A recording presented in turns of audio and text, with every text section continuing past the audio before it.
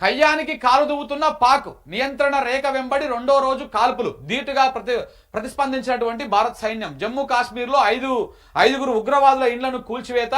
భారత్ దుస్సాహసాన్ని ఎదుర్కొనే సత్తా మాకుంది. కాదు, ఉగ్రవాదులు నువ్వులో వస్తే మీకేం కష్టమవుతుంది జమ్మూ పాకిస్తాన్ వాళ్ళకి? నాకు అర్థం కాదు. సింధు నీరు నిలిపివేస్తే రక్తం పారుతుందని చెప్పేసి బిలావన్ భుట్టో మాట్లాడుతూ ఉన్నాడంట. ఇక ఇది ఇది ఇది ఇది ఒక స్టేజ్కి వెళ్ళిపోయింది కథ. పాక్ ఒప్పందం నిలిపివేత పాక్కు అశనిపాతమే అని చెప్పేసి సింధు జలాల అడ్డగింత పైన ప్రత్యేక కథనం ఉందంట. ఏసీబీ వలలో 100 కోట్ల తిమింగలం అక్రమార్జన అభియోగాలపైన కాళేశ్వరం ఈఎన్సీ హరిరామ్ అరెస్టు. రాష్ట్రంలోని 14 ప్రాంతాల్లో సోదాలు, బయటపడిన బండారం. ప్రాథమిక దర్యాప్తులో 100 కోట్లకు పైగా ఆస్తులు. అమరావతిలో వాణిజ్య స్థలాలు, హైదరాబాదు శివార్లో స్థిరాస్తులు, పలు ఇరిగేషన్ ప్రాజెక్టుల నిర్మాణంలో ఆయనది కీలక పాత్ర. నేను నిన్న ఒక ట్వీట్ కూడా వేసిన, మీకు గుర్తుకుండవచ్చు. మీకు గుర్తుకుండే ఉంటుంది. ఒకసారి చూపిస్తా కానీ మీకు అది చూసిరా. రేపు సాయంత్రం, అంటే నిన్న వేసిన కాబట్టి ఇవాళ సాయంత్రం, రేపు సాయంత్రం 5 గంటలకు కరెంట్ కట్ కావచ్చు, ఇంటర్నెట్ కట్ కావచ్చు, లేకపోతే ఏదైనా డైవర్షన్ స్టంట్ కావచ్చు. ఇలా సాయంత్రం 5 గంటలకు అట్లా కేసీఆర్ సభ మీదకి వచ్చి మాట్లాడే కార్యక్రమం ఉంటుంది కదా. ఆ సమయం లోపల మీరు చూస్తూ ఉండండి, ఊర్లలో చూస్తూ ఉండండి, చాలా చోట్ల కరెంట్ కట్ అయిపోతుంది. ఎందుకంటే టీవీలలో కేసీఆర్ స్పీచ్లు వింటారు కదా, అది వినొద్దని చెప్పేసి. ఇంటర్నెట్ కూడా చాలా ప్రాంతాల్లో కొంత అటు అవుతూ ఉంటుంది. ఎందుకంటే కరెంటు పోయినాక కొంత డిస్టర్బెన్సెస్ వస్తుంటాయి. సో ఇంటర్నెట్, కరెంటు ఇవన్నీ కట్ చేసే కార్యక్రమాలు చేస్తూ ఉంటారు. ఇవి రెగ్యులర్గా జరిగేటివి. ఎందుకంటే ఉద్యమ సమయంలో ఉమ్మడి పాలనలో తెలంగాణ నాయకులు మాట్లాడుతున్నప్పుడే సభల మీదనైనా తెలంగాణ కోసం, తెలంగాణ ఎందుకు రావాలనో మాట్లాడుతున్నప్పుడు ఈ కరెంటు పోవుడు, ఈ ఇంటర్నెట్ చక్కగా రాకపోవుడు, టీవీలు పనిచేయకపోవుడు, ఇవన్నీ మనం చూడలే. అప్పుడు కాంగ్రెస్ పార్టీ, అప్పుడు కాంగ్రెస్ ప్రభుత్వమే, అప్పుడు కాంగ్రెస్ ముఖ్యమంత్రులే. ఇప్పుడు కూడా కాంగ్రెస్ పార్టీ, కాంగ్రెస్ ప్రభుత్వమే, కాంగ్రెస్ ముఖ్యమంత్రి. సో కాబట్టి అప్పుడు అదే జరిగిందో, అప్పుడు ఏం జరిగిందో ఇప్పుడు గదే జరుగుతుంది. చూస్తున్నాను మీరు సాయంత్రం చాలా ఊర్లలో కరెంట్ కట్ చేస్తారు. ఊర్లల్లో, ఎందుకంటే సిటీలు అనుకో ఫోన్లు వేసి దమ్ చేస్తారు, జనాలు ఊకోరు. ప్లస్ అది ట్విట్టర్లలో అల్లలో పెడతారు. కానీ వీళ్ళు మాత్రము ఊర్లలో కట్ చేస్తారు. చూడండి మీరు చాలా చోట్ల. ఎందుకంటే సభకు పోలేనటువంటి వాళ్ళు, ముసలి మూక ఇంట్లో ఉన్నటువంటి వాళ్ళు చూస్తారు కదా, చూస్తే అది కనపడకూడదు, అది కేసీఆర్ స్పీచ్ వినకూడదు అన్నట్టుగా చేసే కార్యక్రమాలు చేస్తారు. మీరు ఒకవేళ మీ ఊర్లలో కరెంటు పోతే ఈ కింద నెంబర్ ఉంటుంది, నాది, నా పర్సనల్ నెంబర్ అది. ఆ నెంబర్కి వీడియోలు తీసి పెట్టండి సాయంత్రం, మనం కూడా ప్రపంచానికి చూపిద్దాం ఏమవుతుంది అనేది. సో ఇట్లా కరెంటు పోవచ్చు, ఇది పోవచ్చు అన్నటువంటిది.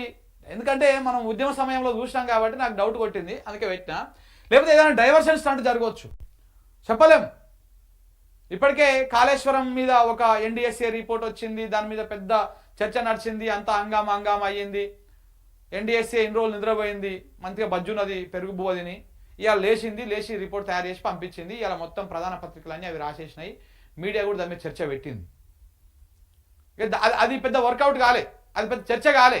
ఇంకా ఇప్పుడు ఉన్న పరంగా ఏసీబీ రంగంలోకి దిగిపోయి కాళేశ్వరం మీద పనిచేసేటువంటి ఈఎన్సీల మీద, ఇప్పుడు మాజీ మంత్రి మీద, ఇట్లాంటి మీద ఏసీబీ నోటీసులు ఇచ్చి చేసేటువంటి కార్యక్రమాలు చేస్తున్నట్టుగా అర్థమవుతా ఉన్నది. చూడాలి మరి ఏమవుతుంది రేపనాడు.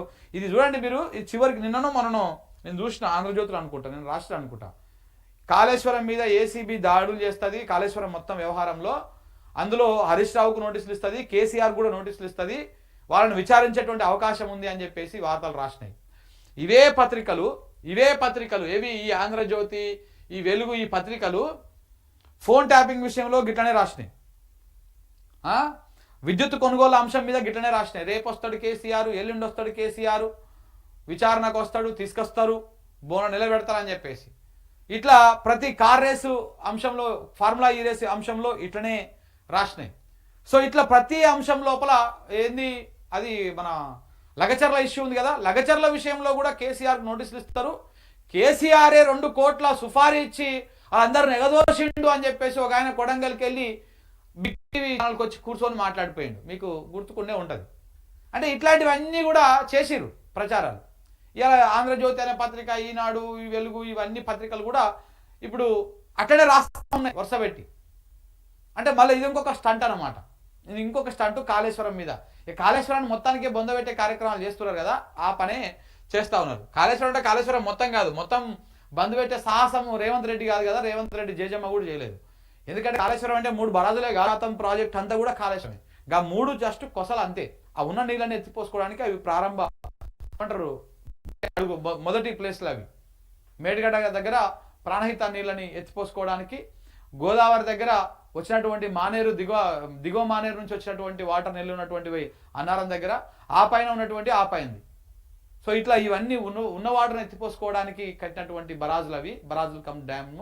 సో అవిటిని మూడింటిని మూసేయడం కోసం, లేకపోతే మూడింటిని మళ్ళీ రీకన్స్ట్రక్షన్ చేసి మళ్ళా డబ్బులు దండు కోసం చేస్తున్నటువంటి కార్యక్రమం తప్ప ఇంకొకటి లేనే లేదు. ఇంకా చూడండి అన్నిట్లో రాశారు. కాళేశ్వరం ఈఎన్సీ కళ్ళు చెదిరే ఆస్తి, 14 చోట్ల ఏసీబీ సోదాలు జరిగినాయి. మర్కూర్లో 28 ఎకరాల వ్యవసాయ భూమి, బొమ్మల రామారంలో 6 ఎకరాల మామిడి తోట, హైదరాబాద్లో విల్లాలు, ప్లాట్లు, ఇండ్లు, స్థలాలు, ఏపీ రాజధాని అమరావతిలో వాణిజ్య స్థలము, బూఖ్యా అరెస్టు, ఒక ఎస్టీ బిడ్డ. జ్యుడిషియల్ రిమాండ్ కూడా ఇచ్చేసారంట. కాళేశ్వరం నిర్మాణంలో ఈఎన్సీది కీలక పాత్ర, ఆయన ఆధ్వర్యంలో 48,665 కోట్ల రూపాయల పనులు జరిగినాయని చెప్పేసి రాశారు. చెప్తున్నాం కదా, ఇది తీసుకొస్తారు మళ్ళా కేసీఆర్ దాకా తీసుకొస్తారు దీన్ని. ఈ కథ కాళేశ్వరం ఈఎన్సీ హరిరాంపై అక్రమాస్తుల కేసు అదుపులో తీసుకున్న ఏసీబీ, విజిలెన్స్, ఎన్డీఎస్సీ నివేదికల ఆధారంగా రంగంలోకి. హరిరాం ఆయన బంధువుల ఇళ్లలో సోదాలు, విల్లాలు, ఫ్లాట్లు, వ్యవసాయ భూములు ఉన్నట్టుగా గుర్తింపు. ఇవాళ కూడా తనిఖీ కొనసాగేటువంటి అవకాశం ఉంది. హరిరాం భార్య అతని అనిత కూడా ఇరిగేషన్ శాఖలో డిప్యూటీ ఈఎన్సీగా పనిచేసిందంట. షురు డైవర్షన్ స్టంట్లు, డైవర్షన్ పాలిటిక్స్ మళ్ళీ షురు అయినాయి. చూడండి ఇక నెల రోజులు ఇదే ఉంటుంది ముచ్చట. దీని మీదే మాట్లాడుతూ ఉంటారు. ప్రెస్ మీట్లు పెడతారు ఇవాళ రేపట్లో, చూడండి మీరు.